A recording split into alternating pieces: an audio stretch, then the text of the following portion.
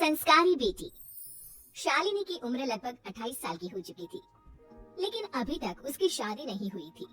शालिनी के mummy papa सरला और महेश जी ने कभी उसकी शादी के लिए कुछ ज्यादा कोशिश भी नहीं की। शाली मन ही मन चाहती थी कि दूसरी सहेलियों की तरह उसका भी घर बस जाए, लेकिन वो अपने मम्मी पापा से ये बात कहती भी तो कैसे कहती। माँ जानती है, मेरी सहेली है ना शीतल, उसे बेटी हुई है, बड़ी प्यारी बच्ची है उसकी। अरे ये तो बहुत अच्छी बात है, उसकी शादी भी तो 4 साल पहले हो गई थी ना। अब क्या करे बेटा, चाहते तो हम भी यही है कि तुम्हारी शादी हो जाए, लेकिन कोई अच्छा लड़का मिलता ही नहीं। कोई बात नहीं मम्मी पापा, मैं जानती हूँ आप मेरे लिए बहुत अच्छा रिश्ता ढूंढना चाहते हैं। अभी मेरी इतनी उम्र भी तो नहीं हुई है। अच्छा शालिनी बेटा, क्या है ना, मेरे पास नई साड़ी नहीं है और मुझे किटी पार्टी में जाना था, तो इस महीने तेरी तनख्वाह आ जाए तो एक नई साड़ी दिलवा देना बेटा। और बेटा मेरा मोबाइल भी थोड़ा पुराना हो गया है, 6 महीने से इसी को काम में ले रहा हूँ, एक नया मोबाइल ला देना बेटा। हाँ मम्मी पापा। और माँ, आप तनख्वाह की चिंता क्यों करती हैं? साड़ी तो मैं आपको कल ही दिलवा दूंगी। और रही बात आपके मोबाइल की, तो मैं आज शाम को ही ऑफिस से लौटते वक्त ले आऊंगी। अरे भगवान सबको तुम्हारे जैसी बेटी दे, कितना ध्यान रखती है अपने मम्मी पापा का। पापा, आज आप दुकान नहीं जा रहे हैं क्या? वो क्या है ना बेटा, मेरे सर में जरा दर्द हो रहा है, इसलिए आज दुकान जाने का मन नहीं है। पापा दवाई ले लीजिए, और अगर हो सके तो चले जाइए। इस तरह दुकान बंद रहेगी तो ग्राहक आना बंद कर देंगे ना।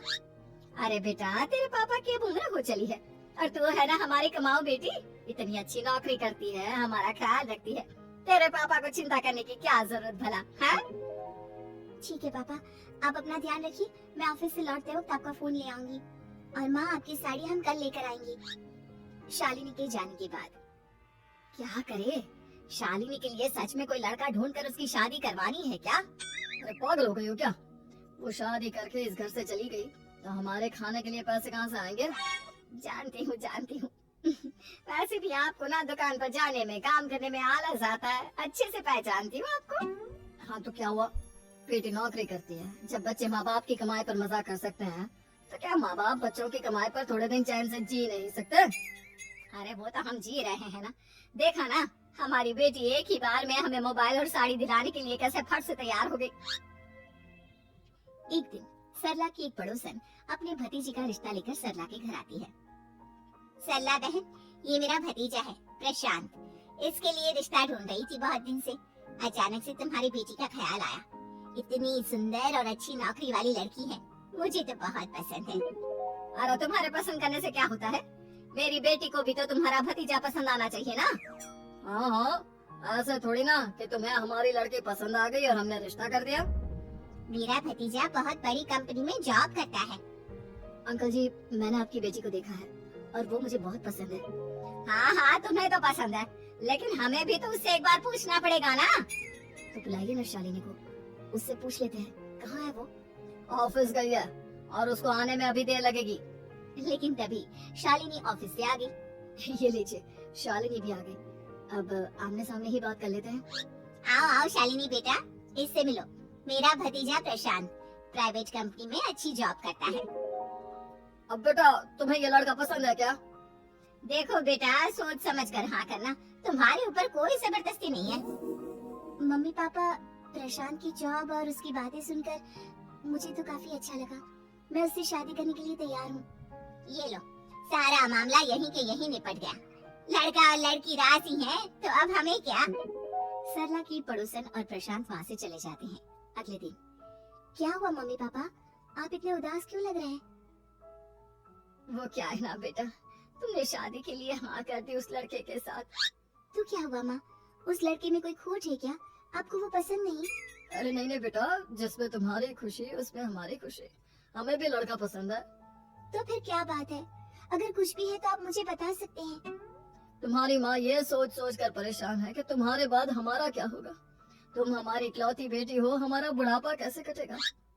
अब बेटा, हम अपने बारे में सोचकर तुम्हें जिंदगी पर शादी करने से रोक तो नहीं सकते ना। जाओ, तुम अपनी जिंदगी में खुश रहो, हमारा क्या है, जैसे तैसे जी लेंगे। हाँ बात तो सही है बेटा, कैसे भी करके मैं दुकान का काम कर लूंगा, तुम और प्रशांत शादी करके खुश रहो। अपने माँ बाप की बात सुनकर शालिनी काफी दुखी हो जाती है। उसे लगने लगता है कि वाकई में उसकी शादी हो जाने के बाद उसकी माँ और बाप का ख्याल कौन रखेगा। और यही सोचकर वो एक दिन प्रशांत से मिलती है। देखो प्रशांत, तुम मुझे बहुत पसंद हो, लेकिन मैं चाहकर भी तुमसे शादी नहीं कर सकती। अरे क्या हुआ शालिनी, क्या तुम मेरी किसी बात से परेशान हो? नहीं नहीं प्रशांत, मैं अपने माँ बाप की इकलौती संतान हूँ। अगर मैं भी शादी करके घर से चली गई तो उनका ख्याल कौन रखेगा, उनका खर्चा कौन उठाएगा। तो क्या तुम सारी जिंदगी शादी नहीं करोगी? शायद नहीं प्रशांत, और अगर अपने माँ बाप के लिए ये भी करना पड़े तो इसमें गलत क्या है। प्रशांत ये सारी बात जाकर सरला की पड़ोसन यानी कि अपनी बुआ को बता देता है। ये सरला तो बड़ी चालाक निकली।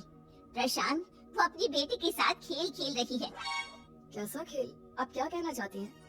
अरे शालिनी बहुत सीधी और संस्कारी लड़की है, लेकिन ये सरला और महेश एक नंबर के चालाक। बुआ जी, आपकी बात सही है, लेकिन अपनी बेटी के साथ भला कोई क्यों चालाकी करेगा? वो तो मैं तुझे कल बताऊंगी। तो कल सुबह मेरे साथ शालिनी के घर चलना। और फिर अगले दिन। क्या हुआ सरला बहन, तुम्हारी बेटी ने तो शादी के लिए मना कर दिया। अब पता नहीं बहन जी क्यों मना कर दिया। हम तो चाहते थे कि बेटी की शादी धूमधाम से करें। हमारी तो बहुत इच्छा थी कि शालिनी की शादी प्रशांत के साथ हो जाए, लेकिन अब क्या करें, वही नहीं चाहती। आंटी जी, शादी के बाद मुझे अपने माँ बाप की बहुत चिंता रहेगी। उनका ख्याल कौन रखेगा, और इसलिए मैं प्रशांत तो क्या किसी से भी शादी नहीं करना चाहती। अंधी हो गई हो क्या माँ बाप के प्यार में? पहले जरा अपने माँ बाप से सच तो पूछ लो। कैसा सच? यही सच शालिनी कि ये तुम्हारे सगे माँ बाप नहीं है और तुम इनके लिए सिर्फ पैसे कमाने का एक जरिया हो। या तुम क्या कह रही हो? सच ही तो कह रही हूँ भाई साहब। अब सीधे सीधे अपनी बेटी को अपनी सच्चाई बताओगे या फिर मैं कोई दूसरा तरीका निकालूं? हमें माफ कर दो शालिनी, वो क्या है ना, हमारी कोई औलाद नहीं थी और जब तुम छोटी थी तो हमने तुम्हें गोद ले लिया था। तो इस नाते तो मैं आपकी बेटी ही हुई ना। लेकिन तुम्हें गोद लेने का हमारा सिर्फ एक ही मकसद था कि बड़ी होकर तुम नौकरी करो और हमारे लिए पैसे कमाओ, क्योंकि तुम्हारे पापा को काम करने में बहुत आलस आता है। और ये सच है कि हम ही नहीं चाहते थे कि तुम्हारी कभी भी शादी हो। कोई बात नहीं मम्मी पापा, आपने मुझे गोद लिया, पाल पोस कर बड़ा किया। भले ही उसके पीछे आपका कोई भी इरादा सही, लेकिन मैं आपकी बेटी हूँ। शादी तो मैं प्रशांत के साथ कर लूंगी, लेकिन उसके बाद भी जिंदगी भर आप दोनों का ख्याल रखूंगी। शालिनी की बातें सुनकर सरला और महेश को अपनी गलती का एहसास होता है और वो उससे माफी मांगते हैं।